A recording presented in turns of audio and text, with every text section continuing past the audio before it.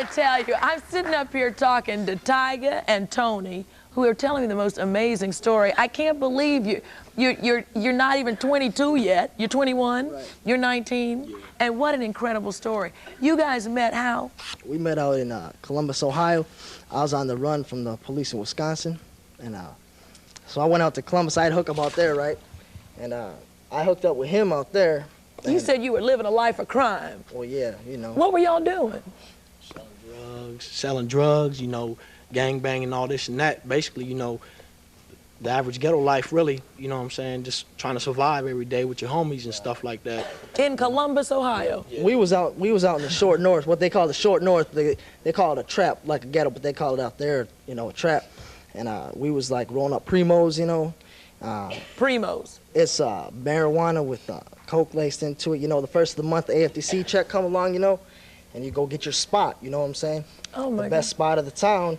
You know, you make the most loot. You gotta have loot to survive. If you got the loot, you got the, you know, you think you got the hype, you got the power. So, you know, like it says on TV, like they glamorize, you know. Mm-hmm. Did you have a gun? Oh, heck yeah. Heck yeah. I'll say something. Yeah. See, it was kind of hard for me and Tyg and our little crew, you know, coming from a predominantly black community where I was at, you know. I was like, me and a few other families was only like, you know, whites out there, so it was kind of rough coming up, you know. I was getting in fights a lot, you know what I'm saying? That's where we got in all this gang banging stuff. You got in a real bad situation one time. Yeah. With a gun. Right. I shot this guy, you know, in his leg and stuff because he's opposition, you know, that night. You know, I probably would have killed him though, you know what I'm saying, if, you know, wouldn't have been too many people around. What does it feel like to pull a gun and shoot another human being? Feels good when you're trying to survive, but you know what I'm saying, later on in life you regret it. Do you regret it now? Yeah. Hey, that's the way it is, y'all. Quit front like you ain't never done nothing. Oh, you don't know me, brother, man. I've been shot at. I've been there. It ain't no thing.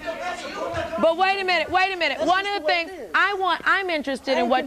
I ain't condoning the situation, see, right now. Do you regret that life? Oh, you're darn right I regret it. But that's where I was at that time in my life. So tell us why you regret that, because I regret it because I'm 21 years old. I have 2 children, see, and I could have done a lot more with my life. See, that's my own fault, though. See, a person needs to get out of victim stance. They need to take some responsibility for their own actions, you know. Everybody puts it off on this and that, but it's your own self. You get to an age, you know the difference between right and wrong. You're going to go to the left or you're going to go to the right. What turned you around? Because I had a daughter, all right?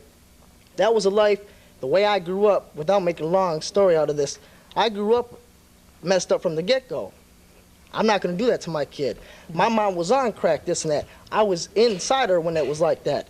My kid ain't going to be like that. Tell me what, because you come from a perspective where you've been there, done that. Right. So when we're talking to teenagers who are getting in the same kind of trouble, what do we need to understand? What do we do to save teenagers who are in that kind of environment? It depends the age group, though. It all starts at home from the get-go, to tell you the truth. I've read books on this. I do seminars throughout the state of Wisconsin with the medical society, right? I do different public appearances there. We set up things like what you got going on, but we call them safe nights, right?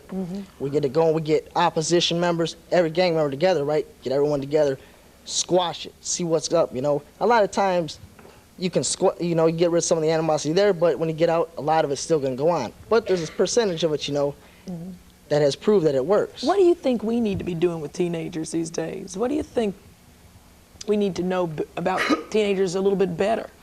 I don't know, basically, you know, a lot of teenagers want to be independent nowadays, you know. I know I was, you know, that's why I left my house when I was 13, you know, and but we can't have kids leaving the house at 13. You can't have it, but it happens sometimes because that's just the way, you know, life is sometimes for certain people, you know. But keep with this conversation. I don't want to stop. I've got to take a commercial break. I think your story is fascinating. Coming up next, let's also talk about hopes and dreams for the future. What thoughts you might be thinking that make you smile? What things have you concerned? What makes you happy? And how can we get more kids out of trouble? Interesting question.